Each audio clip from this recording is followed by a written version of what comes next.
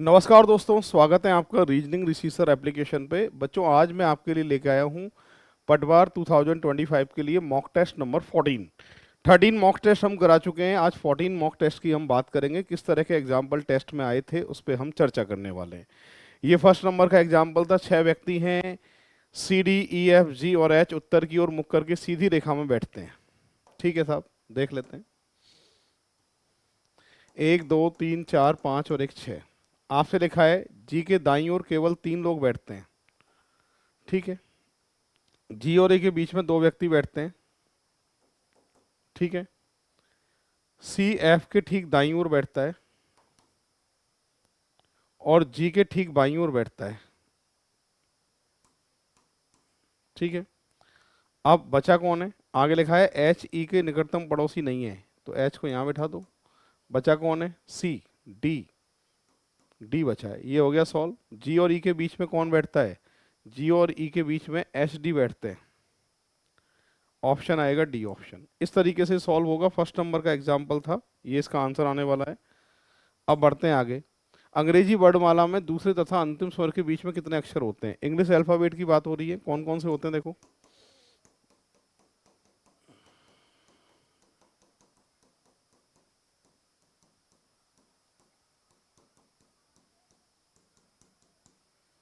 ये English alphabet होता है। दूसरा स्वर कौन सा है इसमें? ए ई। और अंतिम स्वर कौन सा होता है? यू। इसके बीच में कितने अक्षर हैं? यहाँ से देखें एक बार, 3 और 2 5। और यहाँ से देखें 3 और 2 5। और यहाँ से देखें अगर अपन 3 और 2 5, तो टोटल कितने अक्षर हैं? 15। इनके बीच में जो अक्षर हैं वो पूछ रहा है कितने हैं, तो आंसर 15 जो है इसका करेक्ट आंसर आने वाला है। इस तरीके से सॉल्व होगा। बढ़ते हैं आगे नेक्स्ट एग्जाम्पल की तरफ। थर्ड नंबर में कह रहा है अमित सोनिया का भाई है।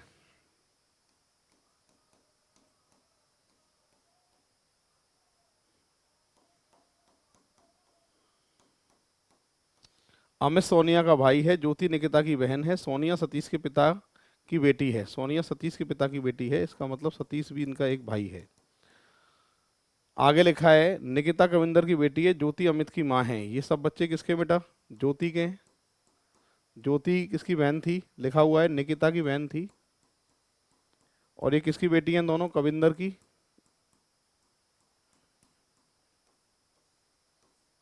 ठीक है।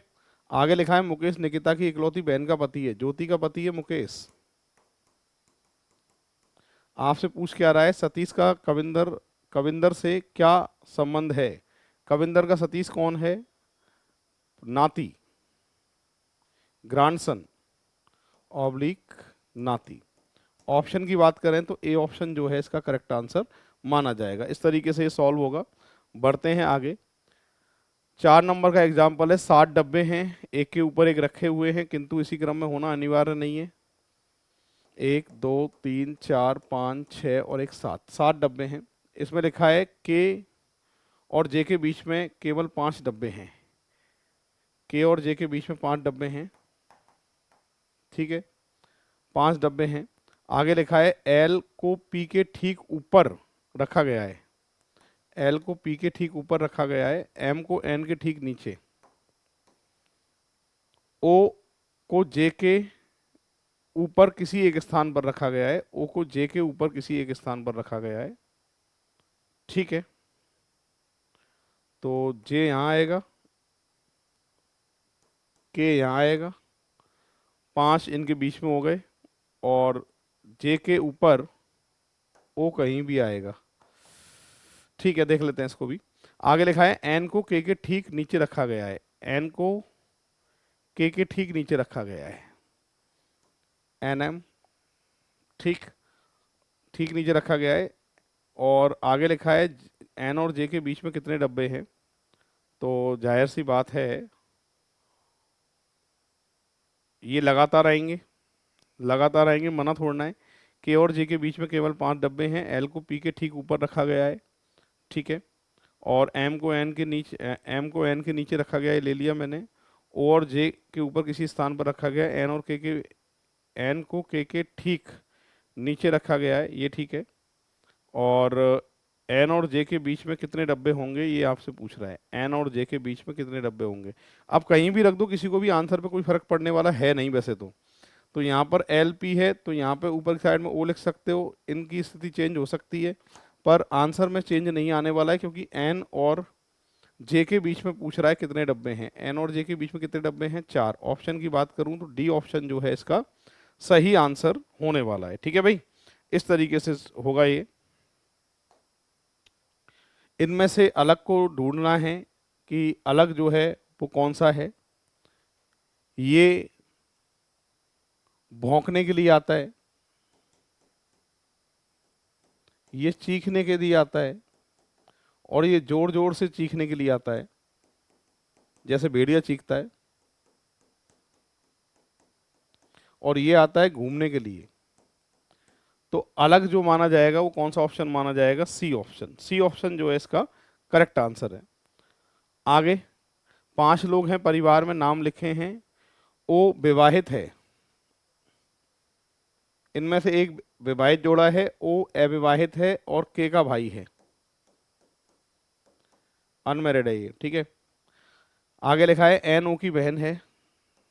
ठीक है, एन ओ की बहन है, एम एकमात्र विवाहित महिला है। ठीक है, और एन की माँ है, एन की माँ है एम, एक विवाहित महिला है। ठीक है, एल और ओ समूह में एकमात्र पुरुष हैं। एल और ओ समूह में एकमात्र पुरुष हैं। ठीक है, क्लियर हो गया। तो के का पिता का नाम क्या है, एल है। ऑप्शन की बात करें तो डी ऑप्शन जो है इसका सही आंसर माना जाएगा। बहुत आसान एग्जाम्पल जो है पूछा गया था। अब बढ़ते हैं आगे नेक्स्ट एग्जाम्पल की तरफ। अगला एग्जाम्पल कोडिंग डिकोडिंग से बनने वाला है आपका। क्या पूछा था देखो, ये सारे के सारे अक्षर यहाँ हैं। अगर यहाँ से देखोगे तो ई सी, यू टी, टी ई और एल इसी क्रम में लिखना है। तो कैसे लिखोगे, P I N S R A P, P I N S R A P. Option C, C option जो है इसका करेक्ट आंसर होने वाला है। अब बढ़ते हैं आगे। अगला एग्जाम्पल है ये 8वें नंबर का है। क्या कह रहा था देखो, डायरेक्शन टेस्ट से एग्जाम्पल पूछा था ये हमने। यहां पर कह रहा है जेड का घर पी के घर से, जेड का घर पी के घर से 45 दक्षिण में है। जे का घर एच के घर से 50, बाद में लेंगे इसको। क्यू का घर जेड के घर से 30 पश्चिम में, 30 पश्चिम में है। और ऊपर लिखा है, ये वाली लाइन छोड़ी है मैंने, जे और एच आएगा जब ले लेंगे इसको। एम का घर पी के घर से 50 मीटर उत्तर में है। सही है भाई। अब आगे लिखा था जे एच है क्या, अभी नहीं है। एच का घर एम के घर से 30 मीटर पश्चिम में है। ठीक है, ऊपर लाइन थी जे का घर एच के घर से 50 मीटर दक्षिण में है। किसका घर, जे का घर। आपसे पूछ रहा है एच का घर एम के घर से 30 मीटर पश्चिम में है, ये ले लिया था। तो आपसे पूछ रहा है क्यू के घर के संदर्भ में, क्यू के घर के संदर्भ में जे का घर किस डायरेक्शन में होगा, नॉर्थ में होगा, उत्तर में, और 45 होगा, नॉर्थ उत्तर 45। ऑप्शन सी, सी ऑप्शन जो है इसका करेक्ट आंसर आने वाला है। नंबर 9, 9 नंबर है, कोडिंग डिकोडिंग का एग्जाम्पल है।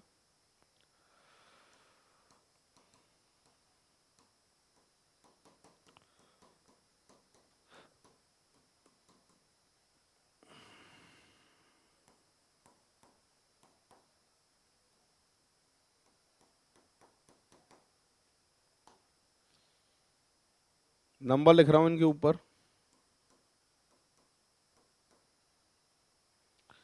7 तिया 21, 1 तिया 3, 14 तिया 42, 7 तिया 21, 1 तिया 3, सब में 3 का मल्टीप्लाई है। 7, 15, 13, 20, 9, 7 तिया 21, 15 तिया 45, 13 तिया 39, 20 तिया 60, और 9 तिया 27। ये इसका करेक्ट आंसर है। यानी 21, 45, 39, 60 और 27। ऑप्शन बी जो है इसका करेक्ट आंसर माना जाएगा। इस तरीके से ये सॉल्व होना है। ठीक है, बढ़ते हैं दोस्तों नेक्स्ट एग्जाम्पल की तरफ। अगला एग्जाम्पल आपके सामने है, ये कंटिन्यूशन सीरीज का 10 नंबर का एग्जाम्पल है। यहाँ टोटल अक्षर देख लेते हैं कितने। टोटल अक्षर देखते हैं, 5 और 5 10 और 5 15 और 5 20। 20 अक्षर का मतलब है या तो 2 पे या 4 पे या 5 पे, ये आपको चेक करना है। 2 पे क्रम मुझे दिख नहीं रहा है, 4 पे जेड एस नहीं दिख रहा है, 5 पे देख लेते हैं। 5 पे अगर मैं टिक करता हूँ तो 5, ये 5, ये 5, 5 पे टिक करता हूँ तो आखिरी से मुझे क्रम दिख रहा है OZQ, OZQ, OZQ, और ऊपर आगे एल है, यहाँ भी एल आ गया, यहाँ OZQ, और यहाँ पे एल आ गया। पहला पहला अक्षर देख लो। अब पहले पहले अक्षर में सीरीज क्या चल रही है। एस से टी की बात करें तो ये +1 है, टी से अगर यू की बात करें तो +1 है, यू से बी की बात करें तो +1 है। आंसर आना चाहिए LZ ऑप्शन की बात करूं तो ए ऑप्शन जो है इसका सही आंसर माना जाएगा। इस तरीके से सॉल्व होगा। बढ़ते हैं आगे। यहाँ पर लिखा है वह विकल्प चुनें जो दिए गए युग्म से संबंध को साझा करता है। जो दिए गए युग्म को साझा किया गया है वो कौन सा है। टाइगर जो है इसकी फैमिली होती है फेरिडे, फेरिडे फैमिली का होता है टाइगर। उसी तरीके से टाइगर फेरिडे फैमिली का होता है। उसी तरीके से लॉइन भी जो है वो कौन सी फैमिली का होता है, फेलिडे फैमिली का होता है। पर इसके सामने फेरिडे लिखा नहीं है इसलिए ये तो गलत माना जाएगा। और ये जो है रेबट जो है कौन सी फैमिली का होता है, लेपोरेडे, लेपोरेडे फैमिली का होता है रैबिट, इसलिए ये बी भी गलत है। और एलिफेंट जो है एलिफेंट डे फैमिली का होता है, इसलिए ये भी गलत है। और सही कौन सा है, बेल जो है सिटेसिया फैमिली की होती है। बिल्कुल फैमिली के हिसाब से देखा जाए तो डी ऑप्शन जो है इससे सही मैच करता है, जबकि और किसी में क्रम जो है वो सही नहीं मिल रहा है, इसलिए सही आंसर आएगा इसका डी ऑप्शन। बढ़ते हैं आगे। आकृति में चतुर्भुज पता करने हैं कितने हैं। चतुर्भुज गिनने का तरीका होता है कि जितने हैं चतुर्भुज पे नंबर लिख के टोटल, ये 3, ये जोड़े जाए तो 6, 1 2 3, ये जोड़ा जाए तो 6, 15 तो एक ही बार में हो गए बेटा। 15 के बाद में इस वाले हिस्से को मैं अगर साइड में बना देता हूँ ऐसे, तो 1 + 2 + 3 कितने का सेट है, ये 6 का सेट है। और 6 में से मेरी बात सुन लो अब, 6 में से ये सिंगल सिंगल वाले 3 काउंट कर चुके हो, उन 3 को घटा दोगे तो कितने बचेंगे, 3 बचेंगे जो 15 में जुड़ेंगे, 18। 18 के बाद में एक्स्ट्रा कौन कौन से हैं, इसको कहीं से नहीं गिना था मैंने 19, इसको कहीं से नहीं गिना था मैंने 20। फिलहाल मैं कह सकता हूँ इस पूरी आकृति में जो चतुर्भुज होने वाले हैं वो कितने होने वाले हैं, 20 होने वाले हैं। इस तरीके से आएगा ये 12। बढ़ते हैं आगे। प्रत्येक सही गलत है, प्रत्येक सही गलत है। फिर कह रहा है कोई भी गलत ठीक नहीं है। गलत की मनाए किससे बेटा, ठीक से। कोई भी सही ठीक नहीं है, कोई भी सही ठीक नहीं है, ये वाली बात सही है। कुछ गलत सही हैं, कुछ गलत सही है, कुछ अंदर से बाहर, बाहर से अंदर, कुछ कुछ होता है, दोनों बातें सही हैं। निष्कर्ष फर्स्ट और सेकंड दोनों अनुसरण करते हैं। ऐसा ऑप्शन कौन सा है, बी। बी ऑप्शन जो है इसका करेक्ट आंसर माना जाएगा। ये सिलोजिज्म का एग्जाम्पल था, करेक्ट आंसर आएगा इसका बी ऑप्शन। यहाँ पर आपको देखना है कौन सा जो है वो ग्रुप में शामिल नहीं है। तो 107 दे रखा है, 107 का 3 से गुणा करूं तो कितना आएगा, 321 आएगा। +5 कर दूं तो कितना आएगा, 326 आएगा। यानी इस वाले का गुणा करना है 3 से और +5 करना है, तो ये वाला नंबर आ जाना चाहिए। यहाँ देखना एक बार, 3 से गुणा करें +5 करें, सही है। 3 से गुणा करें +5 करें, ये भी ठीक है। ये ग्रुप किस में नहीं मिलेगा, सी ऑप्शन में नहीं मिलेगा, इसलिए ग्रुप से जो अलग माना जाएगा वो सी ऑप्शन अलग होगा। अब बढ़ते हैं आगे बच्चों, नेक्स्ट 14 नंबर के एग्जाम्पल पे बढ़ रहे हैं आगे। यहाँ अंतर 4 और 3 7, 7 और 3 10, 10 और 3 13, 13 और 3 16, 16 और 3 19। ऐसा बहुत आसान प्रश्न है। ऑप्शन की बात करें तो बी ऑप्शन जो है इसका सही आंसर माना जाएगा। 3 3 का अंतर है। अगला है 8 मित्र हैं जो एक गोलाकार मेज के चारों तरफ बैठते हैं। सर्किल बनाना है बच्चों 8 के लिए। राइट का लेफ्ट होगा और लेफ्ट का राइट होगा। आपसे कह रहा है कि गोलाकार चारों ओर बैठे दक्षिणावर्त दिशा में एक दूसरे के समान दूरी पर बैठे हैं, यदि बी उत्तर पूर्व दिशा में, डायरेक्शन की बात हो रही है बेटा, राइट हैंड पे ईस्ट पूरब होता है, लेफ्ट हैंड पे वेस्ट पश्चिम होता है, आंखों के सामने नॉर्थ उत्तर होता है, पीठ के पीछे साउथ दक्षिण होता है। आपसे कह रहा है बी उत्तर पूर्व दिशा में है, बी जो है वो उत्तर पूर्व दिशा में है, ये बी उत्तर पूर्व दिशा में है, तो एच किस दिशा में होगा? क्लॉकवाइज बिठाना है, मतलब दक्षिणाव्रत इसको जो है वो बिठाना है, तो क्लॉकवाइज ऐसे ही चलते हैं हमेशा, ठीक है। C D E F G H और ए, क्लियर है भाई? तो एच की डायरेक्शन कौन सी है? नॉर्थ वेस्ट, उत्तर पश्चिम, नॉर्थ वेस्ट उत्तर पश्चिम। ऑप्शन की बात करें तो सी ऑप्शन जो है इसका सही आंसर होने वाला है। इस तरीके से जो है ये सॉल्व होगा, ठीक है भाई। अब बढ़ते हैं आगे, नेक्स्ट एग्जाम्पल की तरफ है। यहाँ पे मैथमेटिकली ऑपरेशन का एग्जाम्पल है, मल्टीप्लाई को डिवाइड, माइनस का प्लस, डिवाइड का मल्टीप्लाई और प्लस का माइनस कहा जाए तो इक्वेशन को सॉल्व करके क्या मान आने वाला है। ठीक है, सॉल्व करेंगे इसको बेटा। 84 मल्टीप्लाई का मतलब क्या दे रखा है बेटा? मल्टीप्लाई का मतलब है डिवाइड, ठीक है। और डिवाइड का मतलब क्या दे रखा है कि सर डिवाइड का मतलब दे रखा है यहाँ पे, डिवाइड का अर्थ है मल्टीप्लाई, ठीक है। माइनस का अर्थ है प्लस, मल्टीप्लाई का अर्थ है डिवाइड, ठीक है। और डिवाइड का जो अर्थ है वो है मल्टीप्लाई, प्लस का जो अर्थ है वो है माइनस। सॉल्व करके कितना आएगा ये पूछना है। 12 सत्ते 84, ठीक है। 12 चौक 48, ये भाग लगाओगे 2 बार, गुणा 2 माइनस 14, 48 प्लस 4 माइनस 14, यहाँ पर 2, 52 में से 14 घटाओ, 12 में से 4 गए तो 8 और 5 में से 2 गए तो 3। 38 ऑप्शन है क्या? बिल्कुल है। फिलहाल बी ऑप्शन जो है इसका करेक्ट आंसर माना जाएगा। इस तरीके से ये सॉल्व होगा। ये मैथमेटिकली ऑपरेशन होता है बच्चों, गणितीय संक्रिया। अब बढ़ते हैं आगे, इसको आपको जो है क्रम में जमाना है, किस क्रम में चल रहा है वो आपको देखना है। सबसे पहले आप यहाँ पर, सबसे बड़ा क्या होता है इसमें? हेक्टोमीटर होता है बेटा, हेक्टोमीटर सबसे बड़ा होता है। हेक्टोमीटर के बाद में फिर आता है डेकामीटर, ठीक है। इससे छोटा फिर क्या होता है? इससे छोटा होता है सर डेसीमीटर, डेसीमीटर से छोटा क्या होता है कि सर सेंटीमीटर, सेंटीमीटर से छोटा क्या होता है कि साहब मिलीमीटर।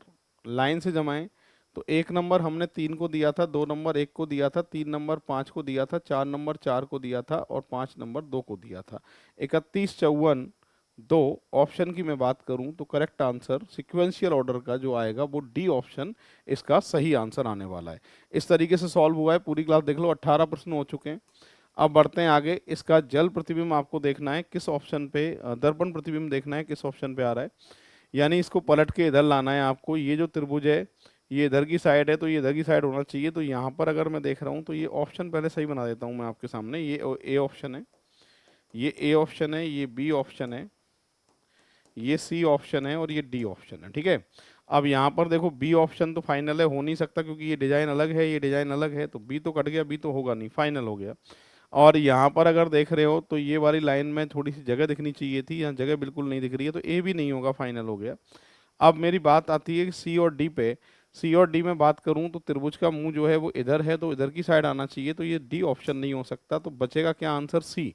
सी ऑप्शन जो है इसका सही आंसर होने वाला है। इस तरीके से ये सॉल्व हुआ है। पूरी क्लास देख लीजिए। अभी तक जो एग्जाम्पल हुए हैं वो कितने हुए हैं? 19 हुए हैं। 20 की बात करें, 20 में कह रहा है 5 कार हैं, इनके नाम लिखे हुए, कीमत की तुलना की गई है, जे की कीमत यू और एम से कम है। जे की जो कीमत है वो यू एम और एन से कम है, ठीक है। बी की कीमत सबसे कम है, आखिरी में कौन है भैया? बी, सबसे कम बी की कीमत है। किसी भी दो कारों की कीमत समान नहीं है, यू की कीमत एम से कम है, ठीक है। यू की कीमत एम से कम है तो ठीक है, ना तो यू ना ही एम की कीमत सबसे अधिक है, तो किसकी अधिक होगी बेटा? एन की। तो लाइन से जमा दो, N M U J B. प्रश्न क्या पूछ रहा है कि कितनी कारों की कीमत एम की कीमत से कम है? 3 कारों की कीमत एम की कीमत से कम है। ऑप्शन आएगा ए। इस तरीके से जो है बच्चों ये सॉल्व होगा। ठीक है, अब बढ़ते हैं बच्चों आगे नेक्स्ट एग्जाम्पल की तरफ। आपसे कह रहा है कि अंग्रेजी वर्णमाला में बाएं से 22 में से तथा शुरू से तीसरे स्वर के बीच में कितने अक्षर हैं? ठीक है, एक काम करो, लिख ही लो, काम ही खत्म करो इसका।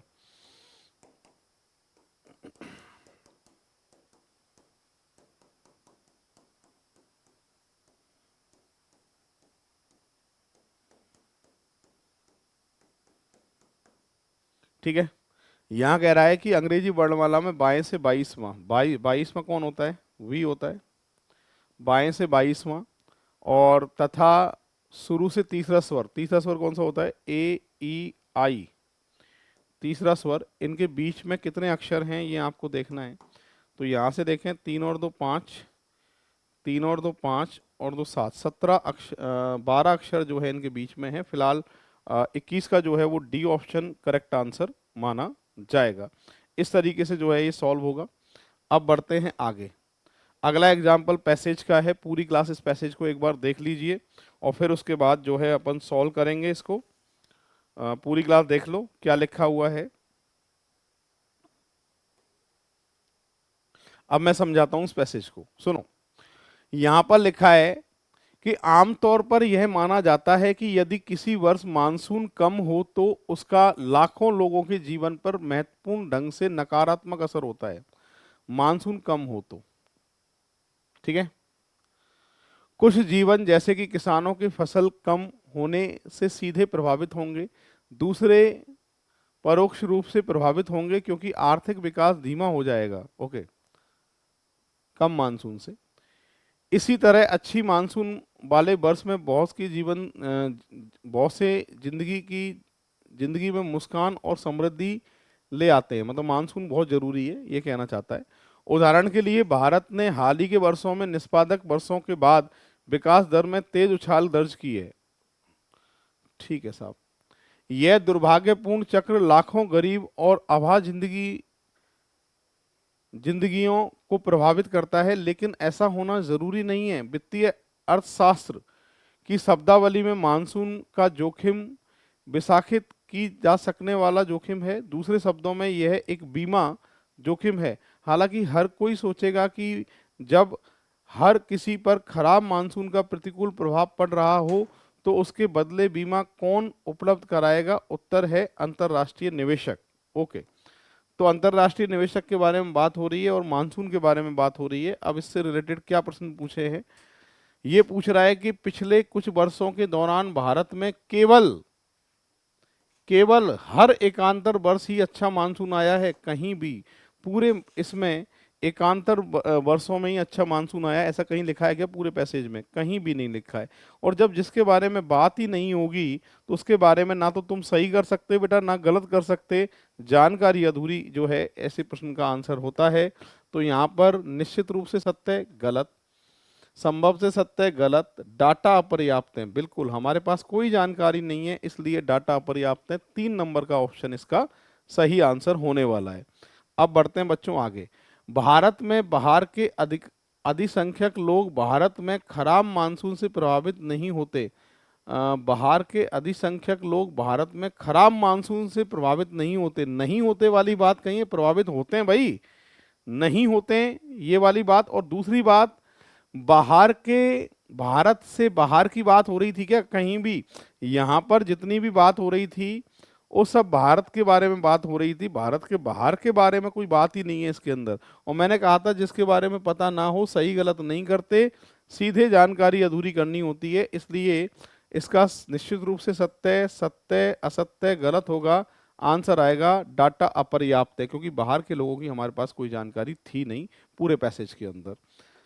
एक और एग्जाम्पल पूछा था, कम मानसून भारत में सिर्फ गरीब लोगों के जीवन पर प्रतिकूल प्रभाव डालती है। सिर्फ सिर्फ गरीब लोगों के जीवन पर प्रतिकूल प्रभाव डालती है।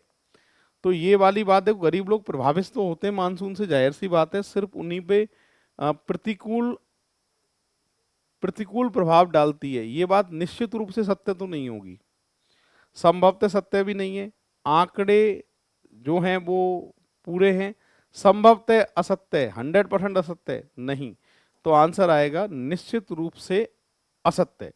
संभवतः सत्य जो है वो गलत हो गया, निश्चित रूप से ये गलत बात है, क्योंकि भारत कम मानसून भारत में सिर्फ गरीब लोगों के जीवन में ही प्रतिकूल प्रभाव डालता है, प्रतिकूल प्रभाव कह रहा है, इसलिए ये गलत हुआ है। ठीक है भाई, सिर्फ गरीब लोगों के जीवन में ही प्रतिकूल,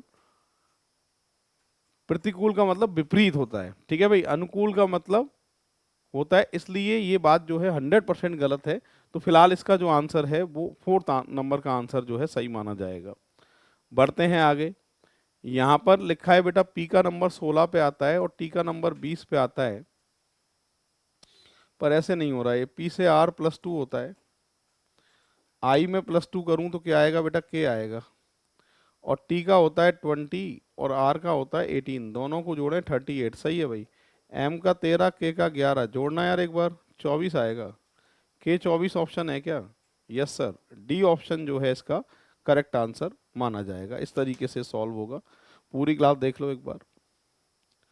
फिलहाल ये 14 नंबर का सेट अपना कंप्लीट हो चुका है। नेक्स्ट सेट के साथ जल्दी हाजिर होंगे। जय हिंद, जय भारत, राम राम साहब।